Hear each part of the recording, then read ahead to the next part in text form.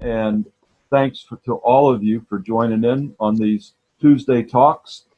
And on these this month of May, the Tuesday talks are on the COVID conversations, and we have an idea that this is to be very organic with some folks that are sitting in shoes like you sit in, and we're trying to learn together how to do this, and we're all experiencing very similar kinds of things. So today, if you've missed out, this is on the financial side. How are we funded? How are we trying to adapt to the new realities of all the finances? And so we're not promising that we've got great answers, but we do have some answers, and we're, like I said, we're working through it. So let me introduce our co-conversationalist. John Longworth is currently at Germantown Baptist Church, and he'll introduce himself and his title and his scope of things there a little bit more. But John is a longtime friend and brother, and he's actually the chair of the CSRM board at this time, Board of Trustees. So John, welcome. Thank you. And Adam Dunlap is with Houston First, and I have gotten to know him more recently in the last 2 or 3 years, and have really enjoyed his insights, wisdoms, and probably his heart more than anything. And Adam, welcome. Thanks, Greg. Thanks for having me. All right. And then Dan Stoffer, we're wingmen for each other. Dan is planting a church using sports and rec and fitness principles, and he is also on the CSRM staff. And I'll turn it over to him and let him introduce himself a little bit more, and then we'll turn it over to our two co-conversationalists to start us in on the whole topic. So, Dan? Well, good afternoon, everybody. Glad you guys are on the call. As Greg said, my name's Dan Stoffer. Currently at a church in Columbus, Ohio, and this church is, my title there is multiplication minister. This church is planting other churches, and so we've gone down that road to plant here locally. And as Greg also mentioned, I'm also with CSRM as the director of church relations, and so just here to connect any way that we can, you and your ministry with CSRM. So I'm excited to go about today's topic with you all. Thanks for being here. Well, thank you, Dan. And so let's just start. John, give us the background for you and your church, the scope of it, what you oversee, and just start with that for right now. Okay. First, I probably ought to say you made me a little bit nervous a moment ago when you said I'm currently serving at Germantown Baptist Church. I don't know if you know something I don't know. Anyway, I've been on staff here for almost 20 years, most of that time in recreation ministry. I currently serve as pastor of recreation and senior adults, so I wear a couple of hats here, and I like to think that in many ways I'm involved in the life of the church, in some leadership roles, but my primary responsibilities and what I spend a majority of my time with are recreation ministries. So we have a variety of sports ministries, fitness, gymnastics, and facilities ministries that keep us pretty busy. Very good. Again, welcome. We're glad you're here. And Adam, go ahead.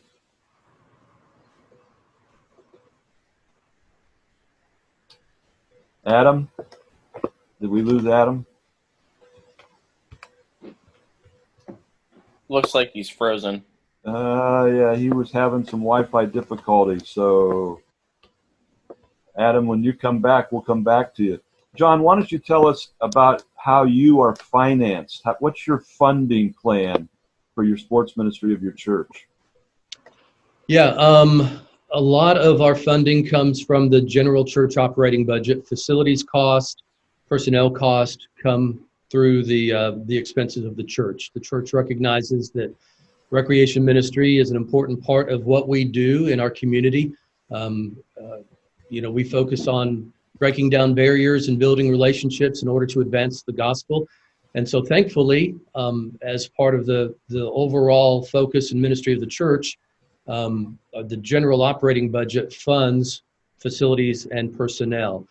A lot of other areas when it comes to sports, fitness, gymnastics, other things that we do, a lot of that is participant funded, it's fee based. And so if someone is choosing to play men's softball or youth t-ball, they would pay a fee, and that fee would cover all of the expenses associated with umpires, scorekeepers, referees, uniforms, trophies, team pictures, things of that nature. So the event or activity itself is funded by those that are participating, but the big things, personnel, facilities, funded through the church budget. Very good. Adam, are you back with us now? Yeah, sorry guys. We lost you. So tell us, your title and your scope of your ministry, and then what's your funding plan there? Absolutely. So I am the director over the fitness and recreation ministry at Houston's First Baptist Church. That's my sole responsibility at this time. Of course, as we know, that can always change in God's work. But I've been with Houston's First for over 3 years now. May 8th of 2017 was actually my first day on the job. So just hit my 3-year anniversary mark. And I came from the secular fitness world before that.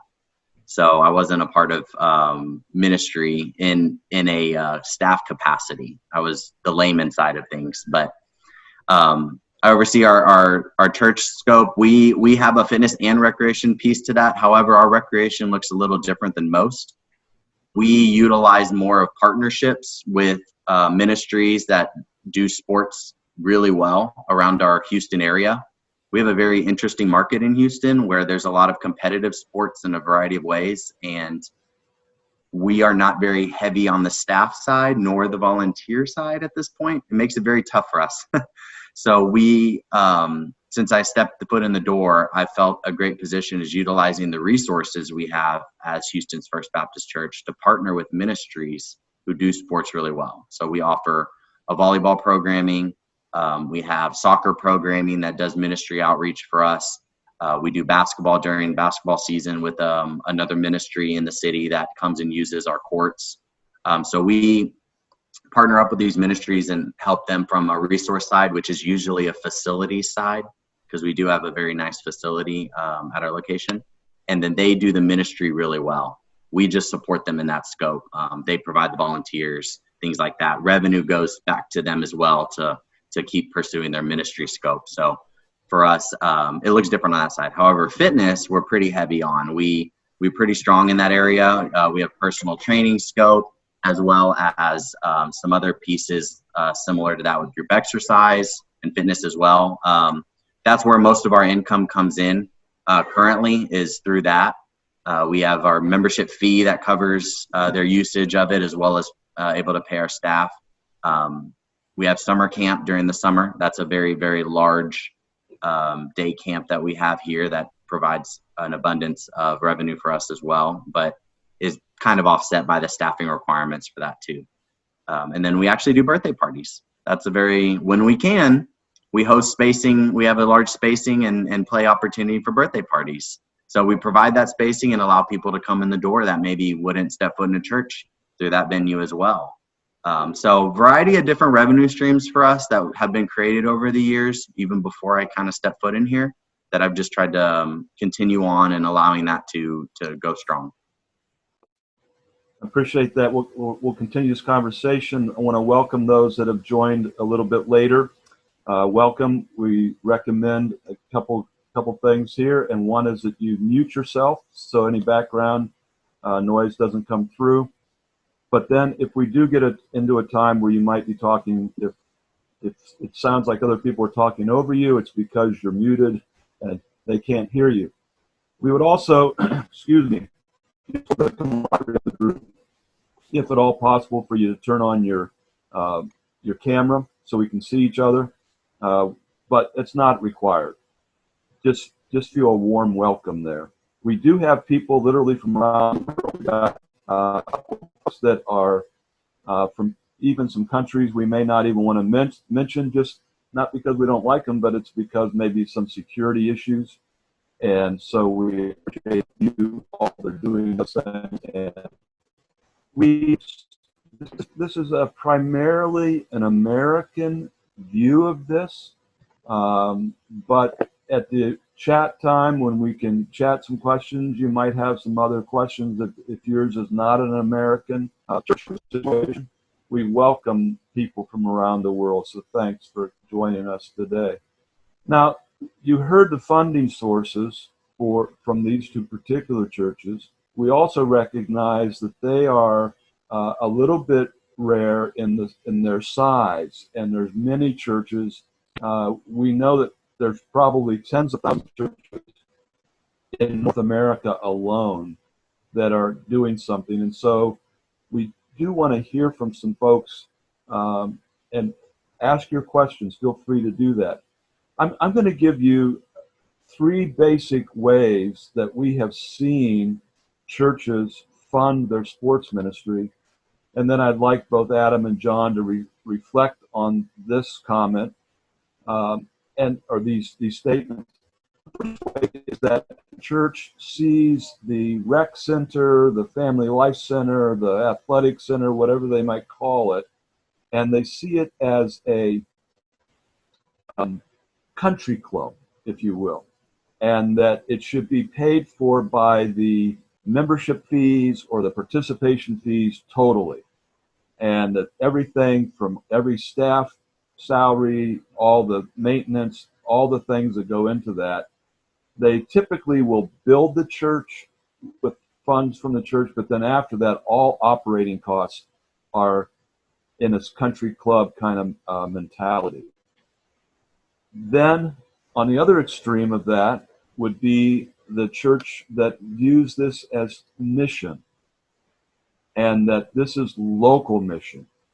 And the same way that the church would pay for all foreign missions 100%, that the church budget would pay 100% for that particular ministry, because this is local missions.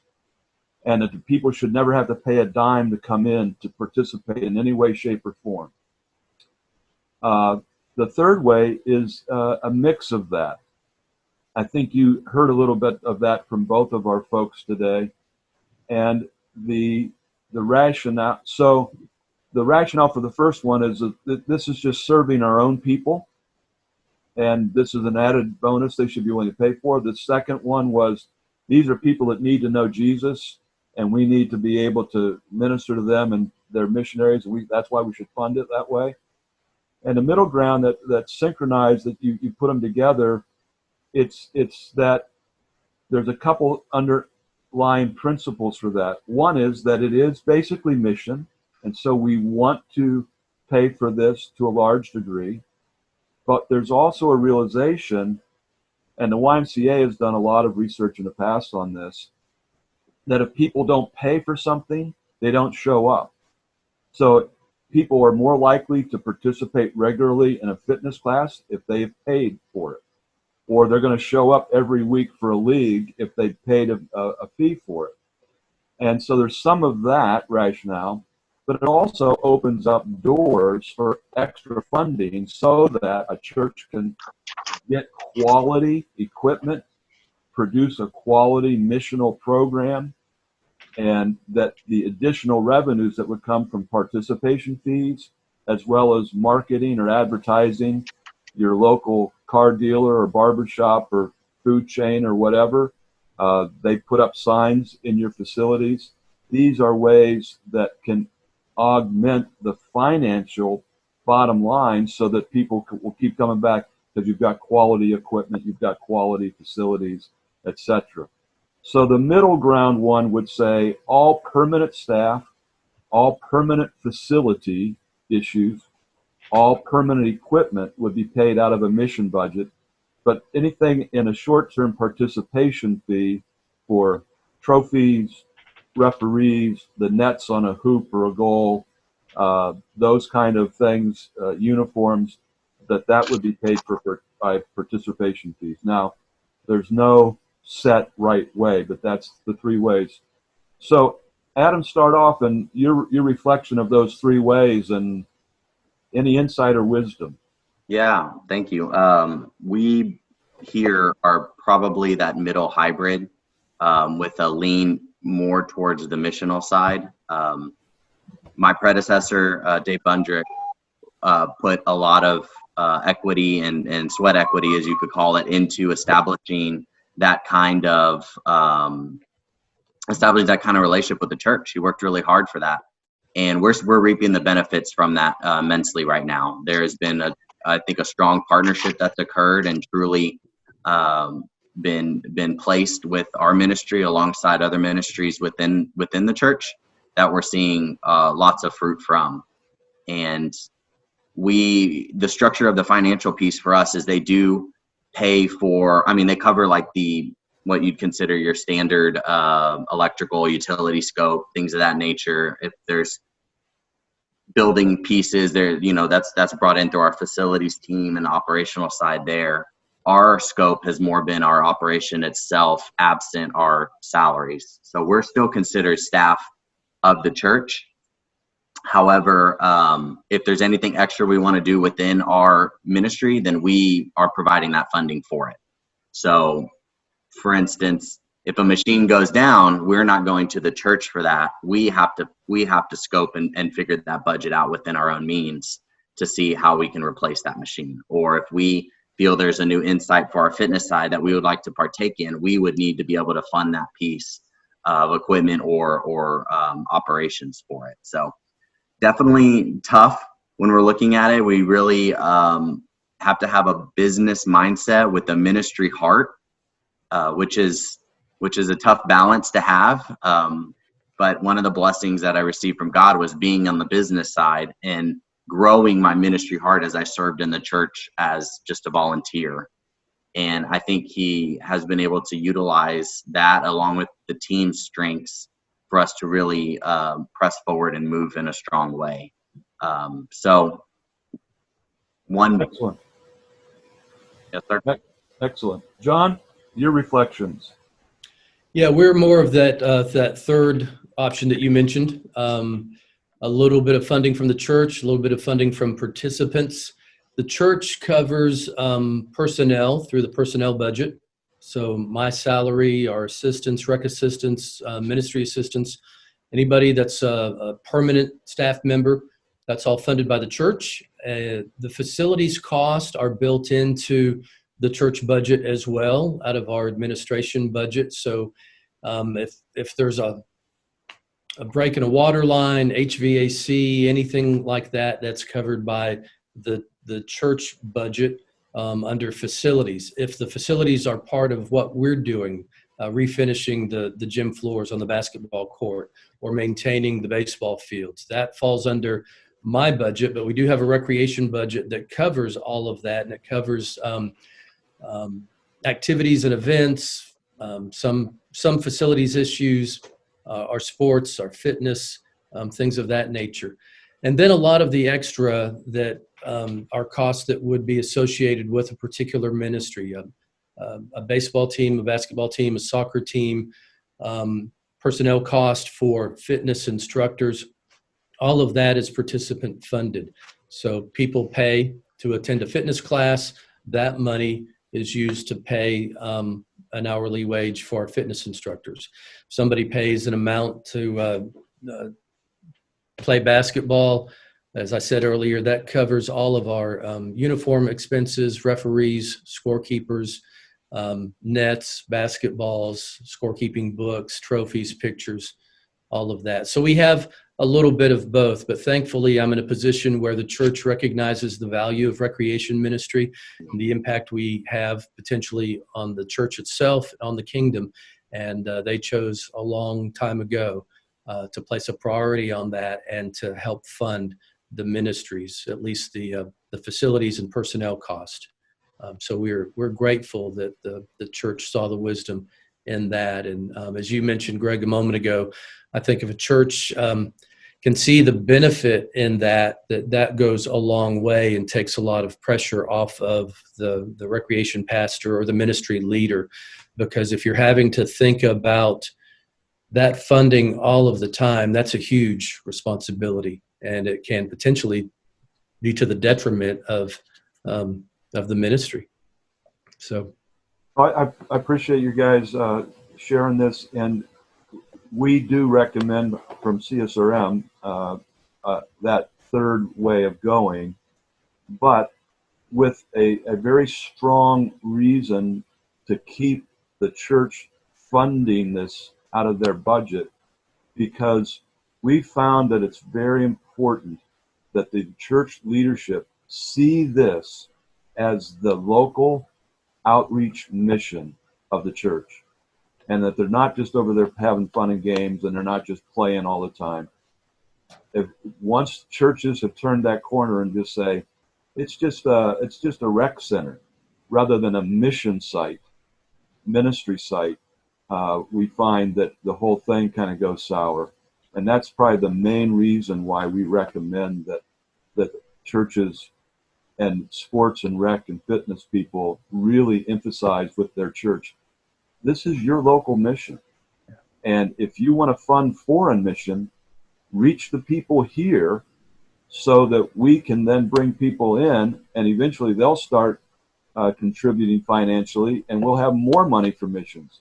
But start with your local mission, and that local mission is where we see it being really strongly important.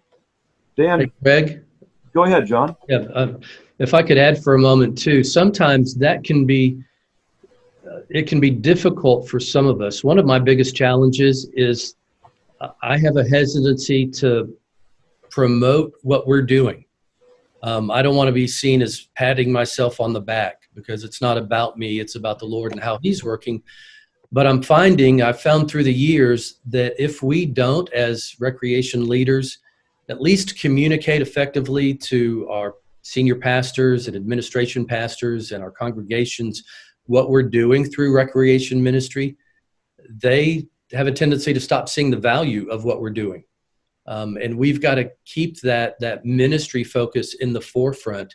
And we do that by letting them know of decisions that are made, or how many people are participating, or where these people are coming from, or just sharing those success stories. Like I said, I struggle with that probably as much or more than anybody. But I've learned through the years that if we don't do a little bit of that fairly effectively, then we're off in our own little area, and people aren't paying attention to what's happening through recreation ministry. And it can be harder to for the church at large to see the value of what we're doing. So, John, I appreciate that insight. I think that's something that for a lot of people, maybe their leadership has a different view on sports and rec ministry, and so I'd like to kind of shift gears now to maybe those who are more fee-based.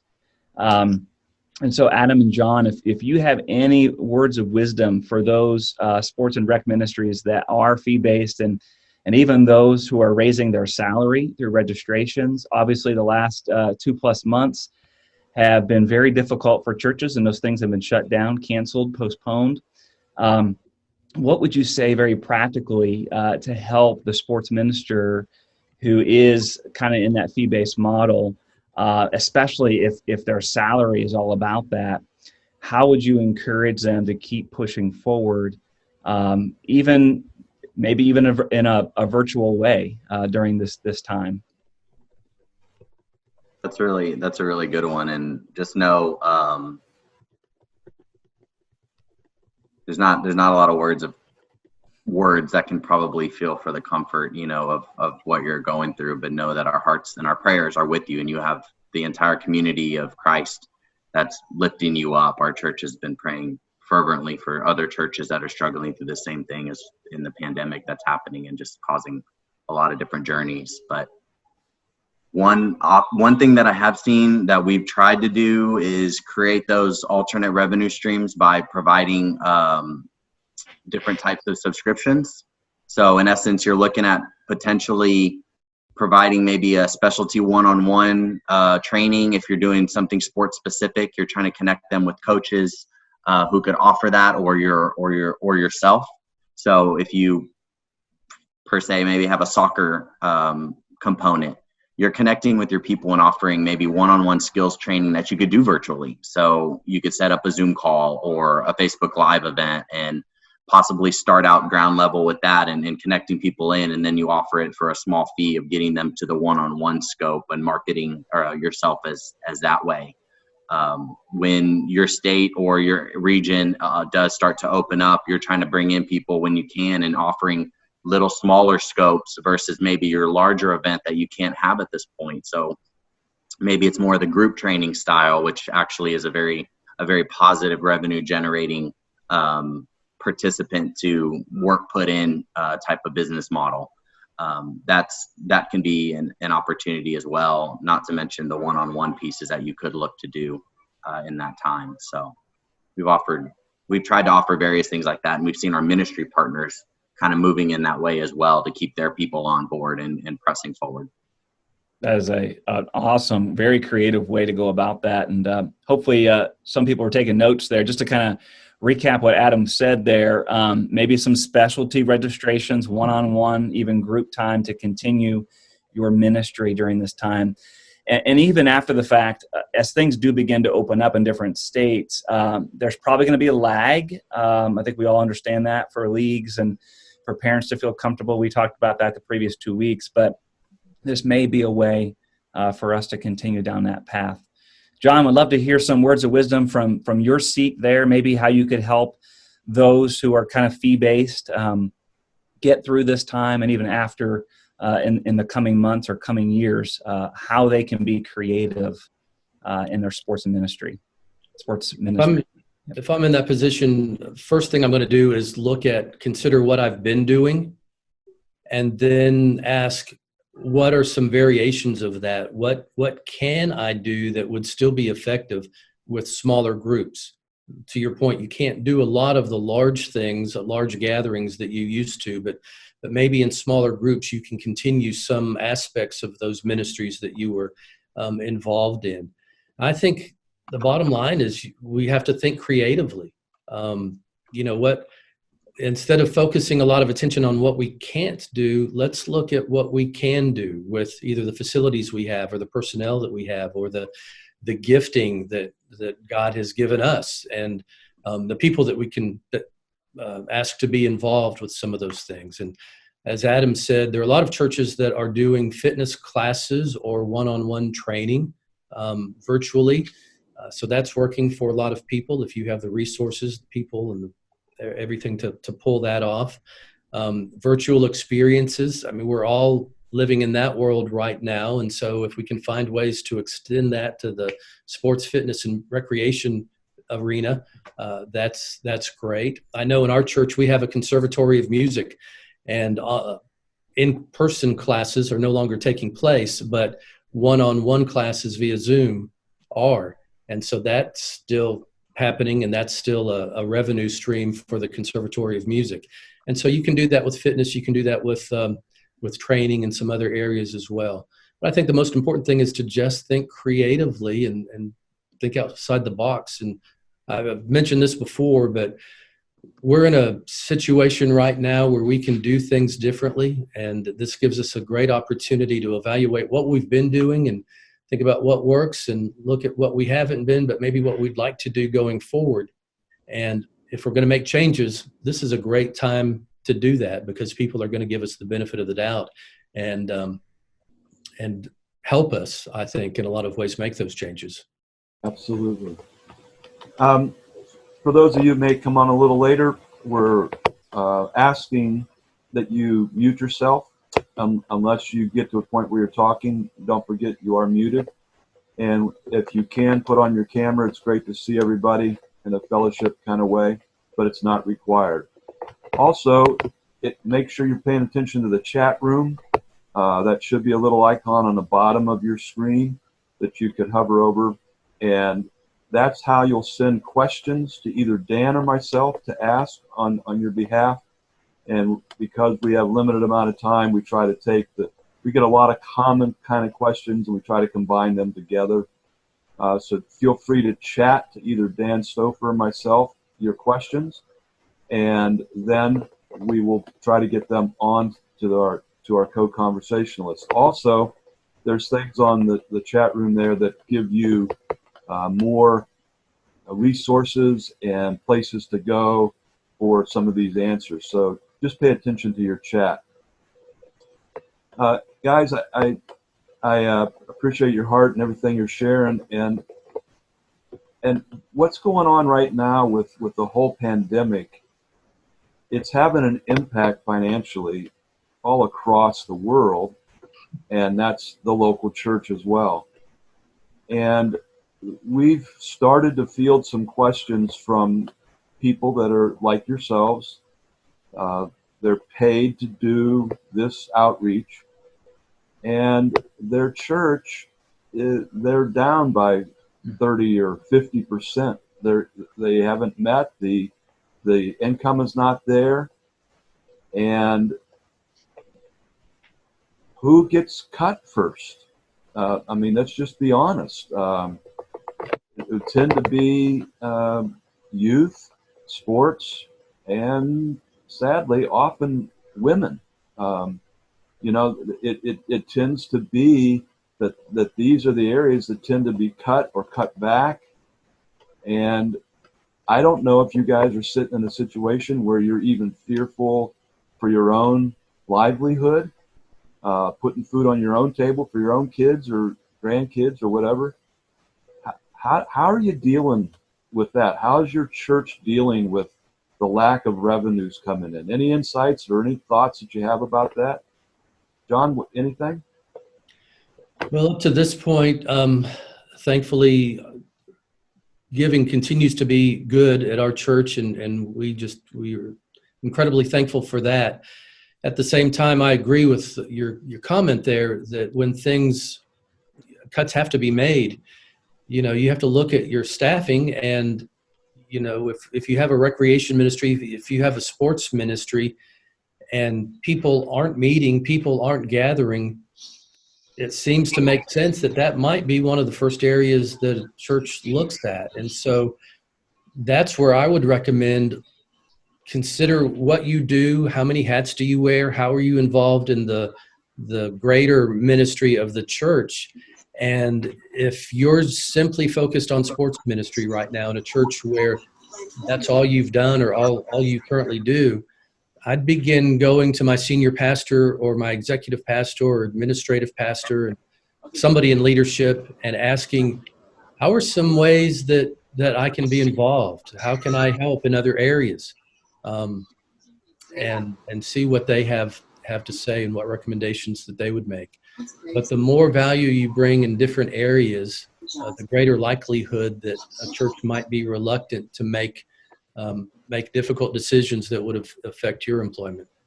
So you're saying, John, to make yourself valuable beyond just running a league, and how can you come and serve? And I'll piggyback on what came out of the last couple of Tuesday talks that we've had, and that is what we've heard from people is that the sports rec fitness people talking to their senior pastor and their elders and their senior leadership and saying, for years we've invited people to come to our sanctuary for a traditional worship service. We also know we can worship through sport, right? So the traditional Sunday morning Lord's Day worship service, and they don't come because they're really uncomfortable. But now that we're online, we've been reaching out to these people, and can we maybe adapt our online services to welcoming those people who we've been reaching for years but would never step into a sanctuary, but now will get on a Zoom or whatever stream that's happening out there. John, has that worked for you at all before we let Adam jump in on this? Yeah, to some extent, and I think we've modeled our services. In fact, this past Sunday was our first to gather in the building and for worship. And we were very intentional in making that, for lack of a better way of saying this, that product look in many ways similar to what we've been offering online over the past several weeks, so that the people who have been watching from home would not feel uncomfortable because we were doing something different, something that maybe we had done, 6 or 8, 12 weeks ago. If I could mention this though too, Greg, I think this is important. Look at what you're not doing. here's what I mean. At March 4th, based on what's happening in the area where I live and what governments were allowing us to do, I could have opened my facility Monday, March 4th, I believe that the date was. But I chose not to do that. And here's why. We had not gathered for worship yet corporately. And I was concerned about the optics of that. What would it look like if I allowed folks to come in and work out or play basketball or volleyball or pickleball or something else, but yet our church body had not yet met as a congregation. And even now, Sunday school classes and small group Bible studies are not taking place. So, we've got to look at ourselves as team players and, involved in the greater ministry of the church. And I think it would not have served me well to have opened up the facility when the rest of the church is sitting at home watching things, from afar. But yeah, I think the more you can communicate with other leaders in the church and make yourself valuable in different ways, or at least communicate that you want to help. And that may be as simple as calling, emailing, reaching out to people who have been involved in your sports ministry in the past, and, inviting them to worship with you online, asking about prayer needs and areas of ministry that we might be able to help with in their lives, and then getting the rest of the staff involved with that. Anything that you could do to stay involved and to, again, just make yourself a valuable part of the team would be helpful during this time. Adam. Yeah, John, he took the words out of my mouth. That was great. I completely agree with that thought process of making yourself more than just the ministry that you're working through now, and actively serving the kingdom altogether. And that speaks to the heart of us as the followers of Christ, right? We're not the focus and gains on ourselves. We push that aside and we leave that to the side so that we can look at the greater work through the kingdom and partnering with other ministries and just taking steps out in that nature. And the hope in my heart as well is that wouldn't just be only when crisis occur. We're not only looking to kind of save ourselves in essence, but we're hopefully, the idea is that continues on beyond this pandemic, when we start to return to some sort of normalcy, that we're continuing to build those relationships and reach out to those ministries and helping them wherever you can, and not in hopes of getting something in return, but because you want to love and serve your fellow field worker for the Lord in essence. And that speaks volumes when you just walk into somebody's office, or you pick up a phone and you call and you just do a check-in for a simple check-in. There's no need that you're associating with or a want. It is because you genuinely care about that person and you just want to check in on them or help them in whatever way possible. I think benefits of that reap later on as well that you won't ever know about at the current state. The other piece of the pie too on that, not only in that scope, but we've worked hard to connect with our seniors, which are the most vulnerable at this time. And it's just to love them well. Like if most of them decide not to come back for a while, that's a choice they are making, and there's no condemnation now whatsoever. Each person's going to have their own thought and during this time frame and their own method to follow through. We just have to stand beside them and walk through them, and whatever that is.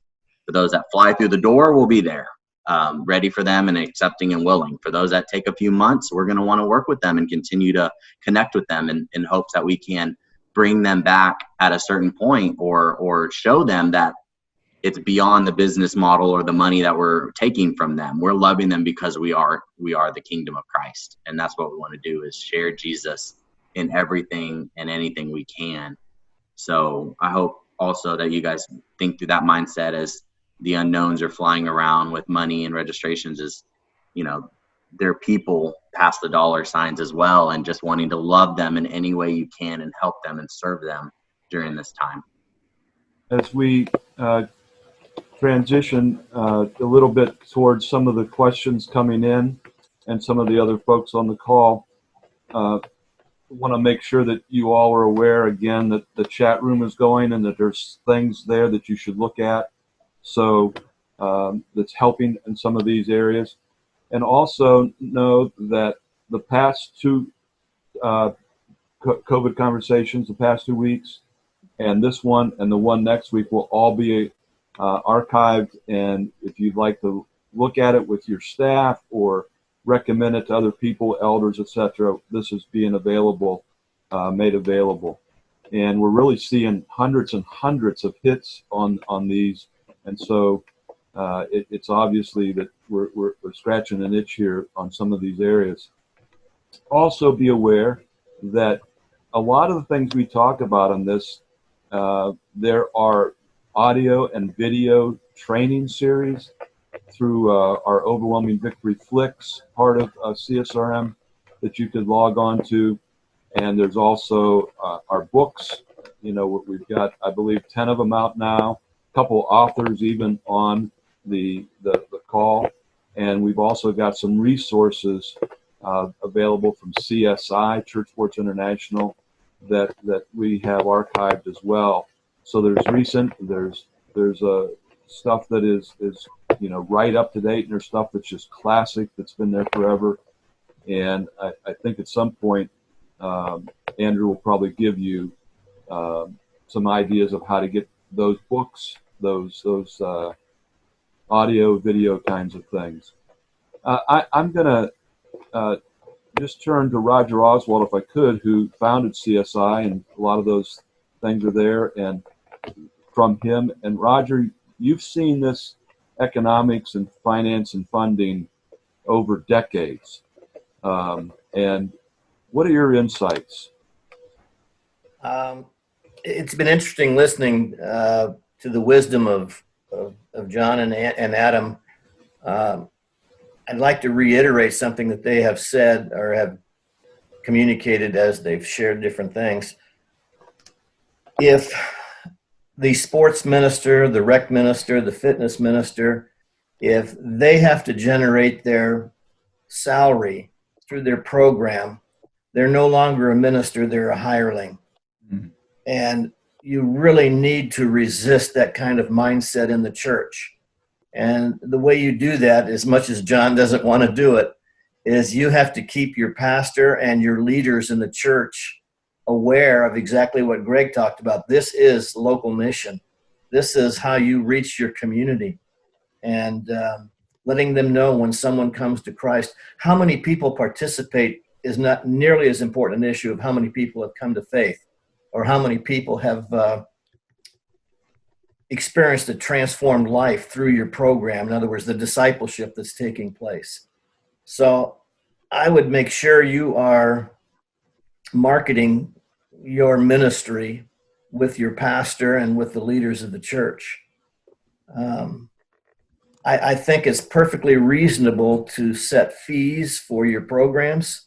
I mean, if they were going into any secular program, they would pay the fee. The difference you have as a church is that you can probably do it for less if you have your own facilities. And therefore, you become more attractive than the secular programs.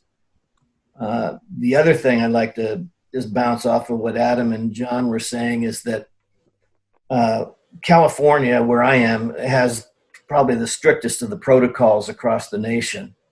And as a result, I'm in a small church right now, and the sense of isolation is huge in the minds of these people. And anything you can do, you already have a mobilized staff. You have all of those that you have used as your coaches, as the leaders of ministries, and they have a constituency. And to turn them loose and doing the love and care to maintain connectivity to the church is huge. And that, again, will help the pastor see the value of the sports minister. I remember the first church I served as a sports minister, the pastor confessed to me that he was envious of me because I knew more people in the church than he did.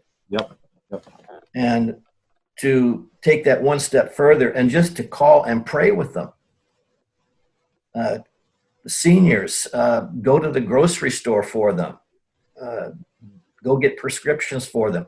There's just a ton of things you can do to spin off of your ministry where it becomes a strategic part of all that the church is doing locally. Thank you, Roger. Peter, unmute yourself, and I'm going to just ask you to share. You gave us a little message on the chat room, but you do some good things there along this line. Tell us about it. Well, I mean, we're kind of echoing some of the stuff that's already been said, but we for years have done an elder report and a report to our senior pastor every month that just highlights what's going on. Not necessarily, John, I appreciate what you're saying. You want to have that humble heart when you're saying it, but just sharing what's going on in the ministry. We try to include a story or two of something that's happened. Maybe it's a young man or a young lady who's advanced in their basketball skills or something like that we're really excited and they came and told us about it. Or a coach who has started attending a men's group because he was connected with the sports ministry. So it shows the value. In addition to, as Roger said, we need to share how many people are coming to our gospel presentations at the end of the season, how many folks are accepting our invitations, and the Holy Spirit's moving in the program. And the other thing we've done is we've really plugged into our other ministries, children's ministries, men's ministries, youth ministry. What do you guys need? How can we help you? We do a big color war, big paint war. And we provided the sound system for them. We provided some of the games that they wanted to play. We did the setup. We did the planning for them. And then we were there to help them execute. But it was their thing. But people in the church saw it as, hey, sports ministry did this with them. And we connected with children's ministry for Vacation Bible School. We lead all the recreation for that. So we're just really trying to find ways that we can be a part of, rather than a silo, a part of the ministry. Now it chews on time. Katie's on this call. She's my sports coordinator. And so she puts in a ton of time too, in order to do these things. But I will tell you that what the result of that is that even in this rough time, our elder board is looking at spending a substantial amount of money to build us a new field house on site, because they see the value of the sports ministry, which is just, it's all the Lord. It's not Peter. It's not Katie. It's the Lord moving on the hearts and saying, hey, this ministry is valuable. Excellent. Thank you for that. And I don't know if you all are aware of it, but on our calls, we have people today from foreign countries like Asia and the Caribbean and California and Mississippi. So, JD, give us a perspective, if you could, from an international look at this. JD, can you come in and unmute yourself and give us a little bit of a thought about how to apply this internationally? Maybe he's not there. I thought he was there. Maybe, JD, if you get back on here, you can answer that call a little bit. Dan, you had something you wanted to talk about. Yeah, I would love to hear maybe some ideas, or even what you practically have done within your sports ministry budget. Where have you made, I hate using this word, but I'll use it, cuts in order to save for the future? Obviously, there's not a lot of programming happening within your building, so there's some natural ways to save there. But any practical ideas, again, thinking especially about those who maybe are in a smaller church and are that fee-based, of what you could do to save some money, because it could be a lean season here for a while.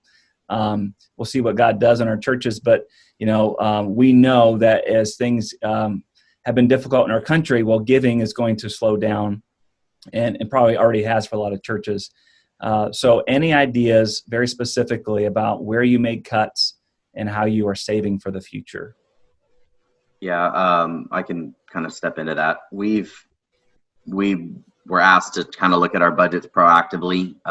No decisions had been made, but we said, hey, look, 10% across the board. We'll make this projected cut in hopes, one, that we'd never have to use it, but two, we had it if that time ever came. But the first thing we did look at was one of our largest expenses, our equipment. So maintaining for our fitness side of things, but also for our recreation scope, is equipment pieces. And that's probably a big piece for most across the board, wherever you are on the budget scale, is your equipment. And can you get that extra year out of them? is there an opportunity to maybe not go all in on things you really were hoping and wanting to get for the new year or new budget year, but they can last just a little bit longer? For us, we're making that decision. We're going to really be tightening the belt in terms of what pieces of equipment we're really needing to replace, or can we get by with a little bit longer without it? There's might be some more, I don't know, fluff pieces that you might have built in previously. If there are, like going line item by line item through your budget and just saying, okay, do we need to have this kind of nicer piece that, yeah, it adds a little bit extra to us, but at this point we can forego that for another year until we kind of get our revenues back up and get that stream coming in. Are there new, so to look at it adversely, are there new revenue streams you could look at adding, diversifying yourself in that scope, possibly the new, continuing on, even in the midst of this, continuing on with those revenue streams that you're creating right now or looking to create? So that could possibly add in. So maybe those cuts don't have to be as strong because your revenue is offsetting the expenses you currently have. Like Dan shared, it is going to be leaner and tougher, but it's something that we can get through together if we all have the team mentality. So going back to your team and sharing your heart with them, that it's not that you're giving up, it's that we're just tightening the belt a little bit tighter. And if we come together collectively and are able to do that and really encouraging your team to look at even more creative ideas, then you're not having to possibly come up with everything yourself. You can help get an extra set of eyes and think of alternative opportunities. Sorry, I just thought of something as I was talking. Along the equipment line, maybe it's looking at a vendor who can provide a different option for you at a different rate. It's possible. Maybe you were used to getting this level of equipment and you need it, but maybe you can find something that's not to that to that level high up. You can find a vendor who offers a rate or can work with you on some type of financing option, or it's really looking at all the available pieces to that, finding somebody local or finding someone maybe national that can get you some good opportunities there. So I know there's vendors out there. First one that popped in my mind as well was BSN. They're a church-wide ministry piece of recreation equipment. Hey, so now, that haired guy's on with us. Oh, sorry, I didn't think about that. Sorry, but reach out. We recommend that fully, totally. Yeah. So maybe they'll throw that up there for you guys to look. But if you're looking for equipment that you need, I have worked with BSN and other scopes, and their offerings are very, very strong from an ability to get it to you as well. So just thinking through all of those multiple options when it comes to your expenses could help you shave off, percentages that can help you in that long run to get through these leaner times. And so Richard's plan is to give us all discounts, like 90% discounts at this point. So. No, that vendor thing is so true. I'm sure many of you have experienced this, but almost right away when lockdown happened, the amount of emails from church databases to sports things and just on of vendors reaching out just to make sure that, hey, we're still good. Adam, to your point, I don't think it's a bad idea to ask some questions right now because they want our business. Yeah. So that was good. John, anything on your end when it came to maybe savings or making some cuts that you would like to share? Yeah, I can't add a whole lot. I think Adam did a good job of covering a lot of that. Because we have a budget year and we can't carry over from one year to another. So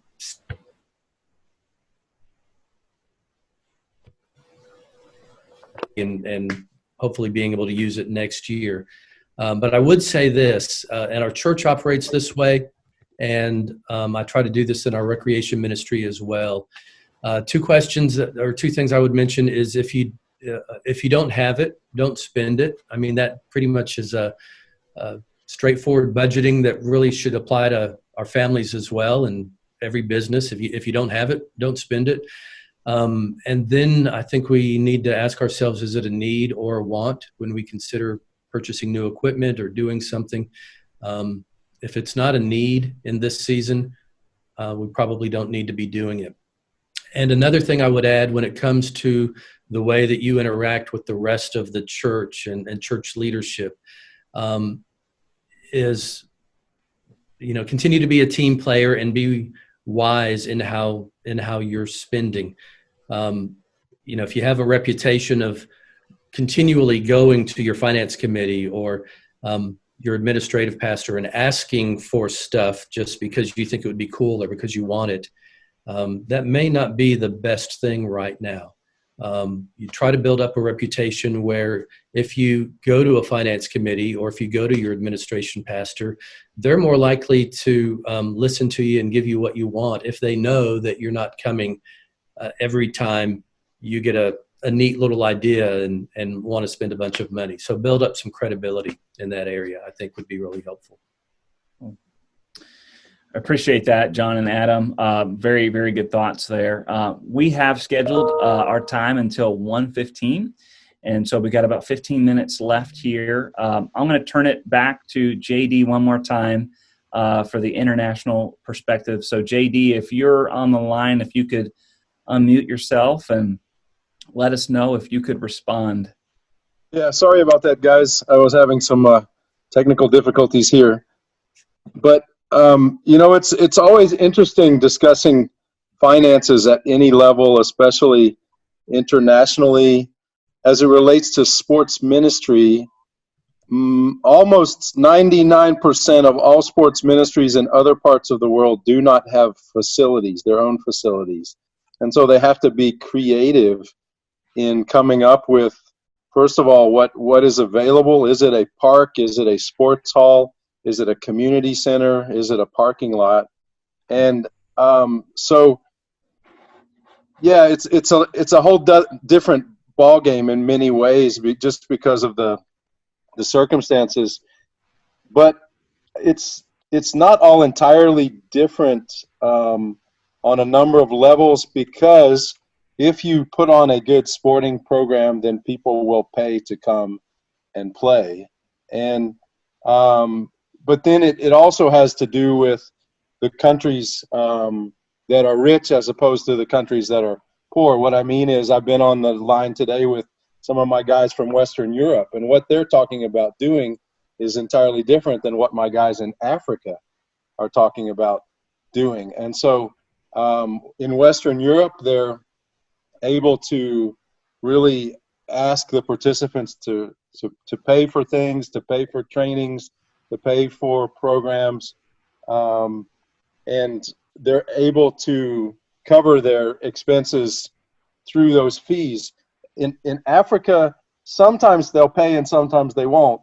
One of the big things that a lot of my guys have done is they'll hold a soccer tournament, and the teams will pay to play in the league because they won a championship, So, but to ask an individual child who's growing up in poverty to pay for a sports league, as you know, is not realistic. So you really have to be creative as it comes to funding. And one of the things that I see happening is to look for kind of niche opportunities to respond or to do sports.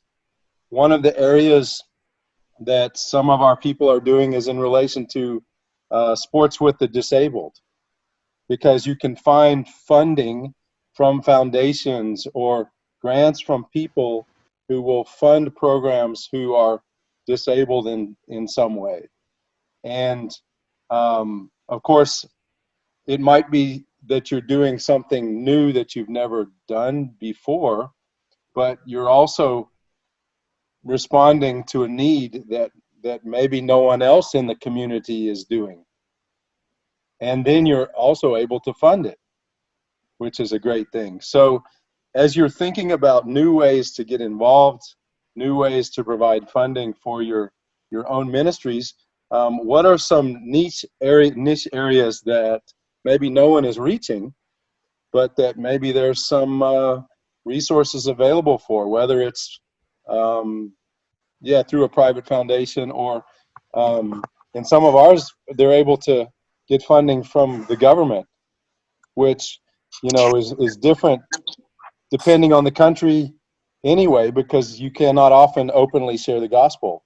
So then you're allowing more for an incarnational witness of the gospel, doing it through relationships, doing it through one-on-one contacts, which is the way it should be in sports ministry anyway.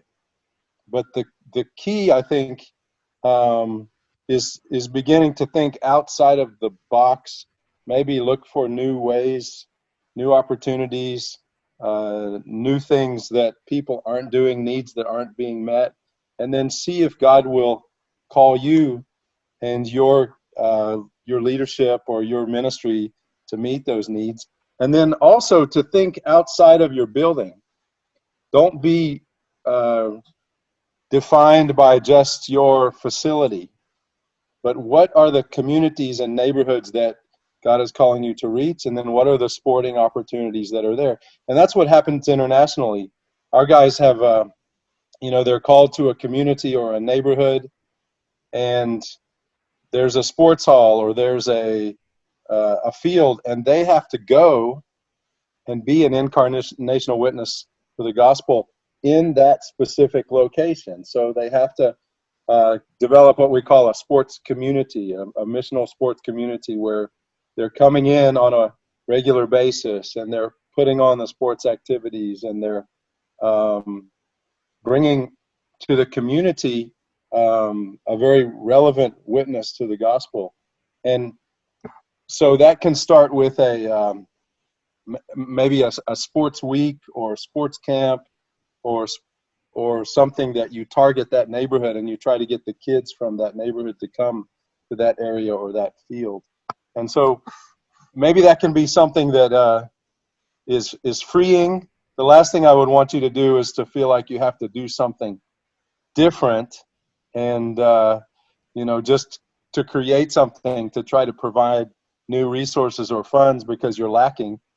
But maybe use this as a time to say, okay, Lord, what are some new ways that we can really reach out outside of our facility, or new programs that meet a need that isn't being met, and to be creative in that way. So those are just a few thoughts that were on my mind as you guys were talking. Thanks, JD. It's awfully, we appreciate it very much. And we're kind of to that point now in the flight where the pilot comes on and says, return to your seats and put your seatbelt up, put that tray up. We're going to land this plane in just a little bit. And so we're going to do that. And as we do that, if any of you have any specific needs or specific questions that you'd like to address to anybody, please chat them to us or get them to us via email or other ways. We want to be able to be sensitive to you and to your needs. I got to plug my computer in, so I'm going to move while I'm talking because it just said you're about ready to burn out your battery. So the other thing that I'd like you to do is to be aware that there's a lot. I'm going to start with the Reach Gathering. It is planned to go next April, and there's a track that talks about administrative issues like financing, and if this is an area that you have an interest in for either learning or for doing something along the lines of presenting, we have track teams at Reach, and Adam is a foundational partner, and Dave Waddell is a foundational partner on the call. I think those are the ones, and then others like Debbie oversees the fitness track, and I'm sorry if I'm missing a few people, but we need all of you to be involved in that. So if you'd like to be involved in that, chat it to me or email us. We definitely want you to get involved in that and be aware of that. Also, be aware that there's a whole lot of, again, books that have been produced recently. And I think Andrew will throw up some of those up on the screen. And these are starting with theological truths and going to philosophical principles and ending up with those methodological models. What do we do every day? And just some of the ones that are coming up on the screen now. These are designed not only for your ministry, but for you personally, how you can go deeper with Jesus. how you can keep your own discipleship moving forward. And so you can go to Amazon. There's Kindle versions, and there's also the hard copy versions. Just be aware that there's some of those resources that are out there. And you can use any of that, including your time today, to help you if you're looking to get your sports minister's certification.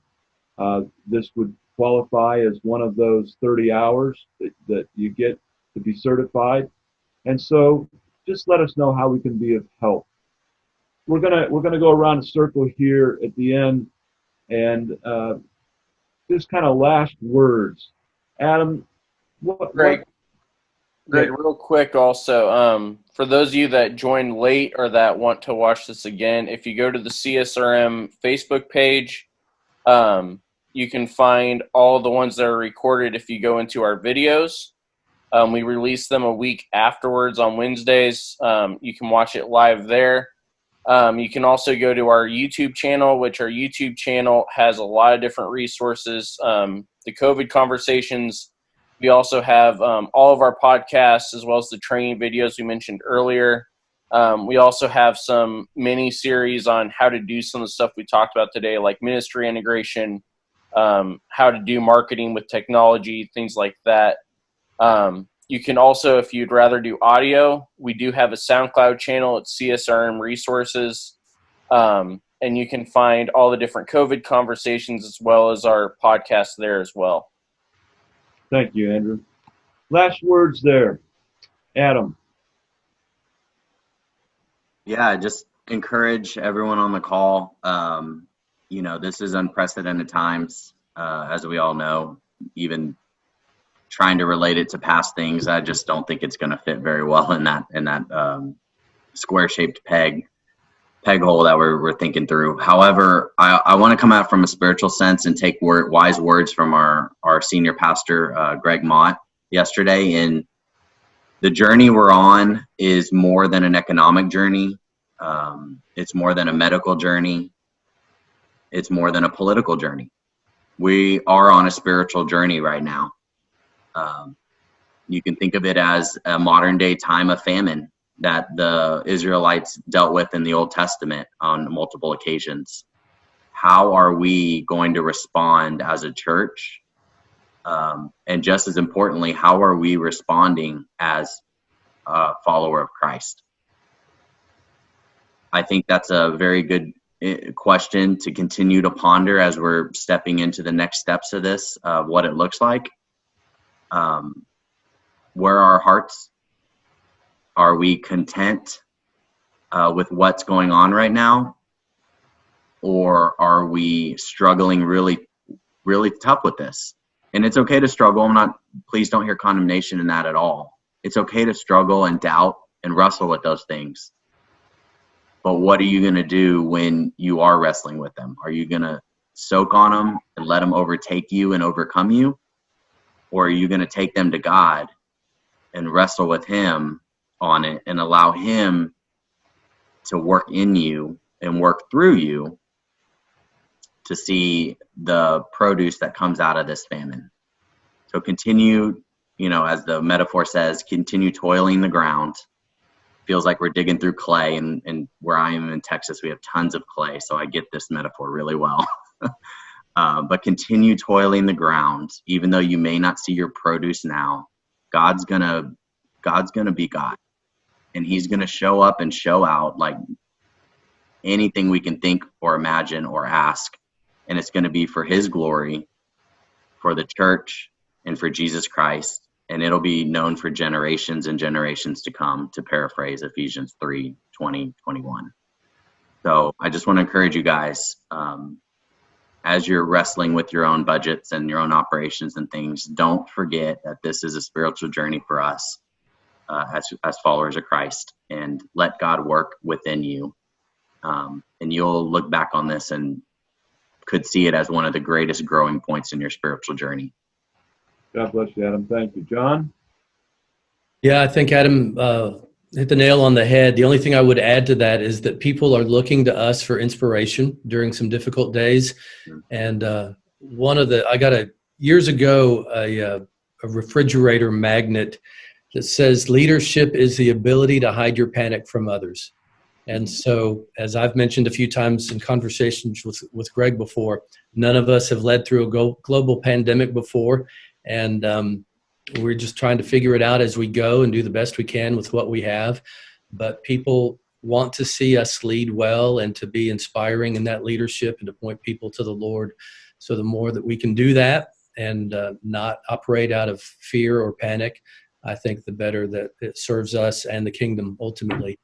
And I'm just reminded that the word tells us that the Lord will supply all of our needs according to his riches in Christ Jesus. So we could fret and we could worry, but ultimately that's not going to do us a whole lot of good. I think the more we just sit back and trust the Lord, the better off we'll all be. As I like to say, it's all good. Thanks, John. Dan, last words, thoughts? I really appreciate what everybody just shared there. I think one of the most encouraging things to me on the practical level was just with what both John and Adam said, in our roles in our churches, to get outside of those silos, to see how we can help just minister to people. You know, I love the gift part of this whole pandemic is that the church is scattered, right? And so it's opportunities for us to minister to people maybe in different ways. And I think it makes us a team player. It makes us invaluable. And so I just want to encourage everybody, be a team player for your church staff, whatever you can do. If it's calling people, that might be different than running a basketball league right now, but it's so very important. And I just want to encourage you with those types of things. All right, well, that's it for this week. Keep in mind the previous 2 weeks, as Andrew showed you, are archived. You can go back and get those. And next week, we're going to be talking specifically about facilities and what we need to do to reopen them, what might be some of the risk management and legal liabilities issues. And so we just want to help you as best we can, so be sure to come next week as well. And we will talk to you then.